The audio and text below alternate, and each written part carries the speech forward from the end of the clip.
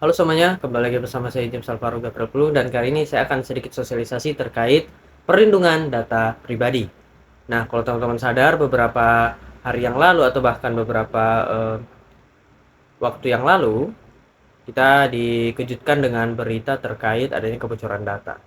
Dan ini tuh sebenarnya juga salah satu ancaman nyata ya buat saya, buat teman-teman dan juga buat para pengguna teknologi. Nah, pertanyaannya, sebagai masyarakat digital, kita punya perlindungan apa? Di video sosialisasi singkat ini, saya akan bahas terkait 4 poin. Yang pertama, regulasi, jenis data, risikonya, dan cara melindunginya. Yang pertama, soal regulasi. Tenang, sebenarnya negara hadir buat melindungi kita.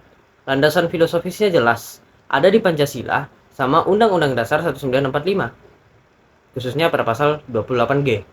Tetapi senjata utamanya sekarang adalah Undang-Undang Nomor 27 Tahun 2022 tentang Perlindungan Data Pribadi atau UU PDP. Di sini ditegaskan privasi adalah hak asasi dan di mana pengendali data seperti aplikasi atau perusahaan punya kewajiban hukum menjaga data kita. Kalau lalai, sanksinya ngeri. Denda administratif sampai 2% pendapatan tahunan, bahkan pidana penjara hingga 6 tahun. Kedua, kenali jenis data pribadi. Menurut UU PDP pasal 4, ada dua jenis data. Yang pertama, data umum. Ini tuh kayak nama lengkap, jenis kelamin, agama, dan kewarganegaraan. Yang memang ya secara umum teman-teman bisa tahu. Yang kedua, ada data spesifik nih. Ini yang memang sedikit krusial ya. Sangat krusial bahkan. Itu tuh ada data kesehatan, biometrik kayak sidik jari teman-teman, genetika, catatan kejahatan, sampai data keuangan. Dan ingat, kalau memang data spesifik ini risikonya jauh lebih tinggi kalau bocor. Karena ini udah menyangkut identitas fisik teman-teman dan juga finansial. Kemudian yang ketiga, apa risikonya?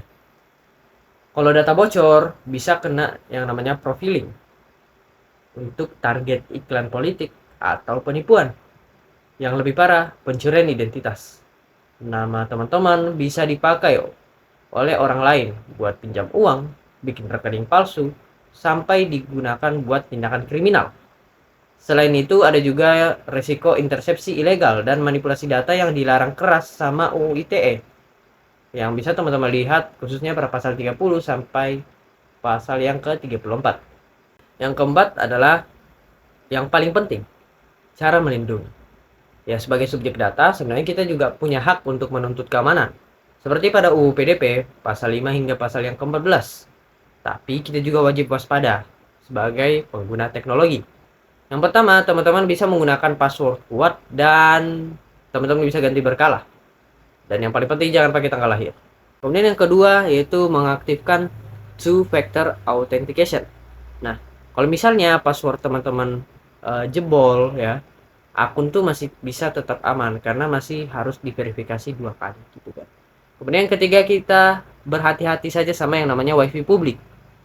Dan ya, ini paling penting, hindari yang namanya transaksi banking di wifi gratisan teman-teman.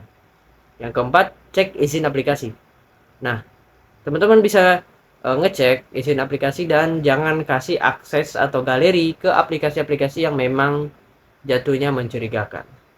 Oke teman-teman, kesimpulannya bahwa memang data pribadi adalah aset berharga.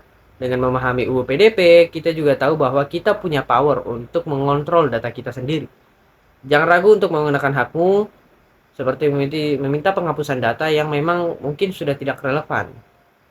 Oke, mungkin saya James Alvaro. Mari kita menjadi pengguna teknologi yang cerdas, lindungi datamu, lindungi masa depanmu. Terima kasih.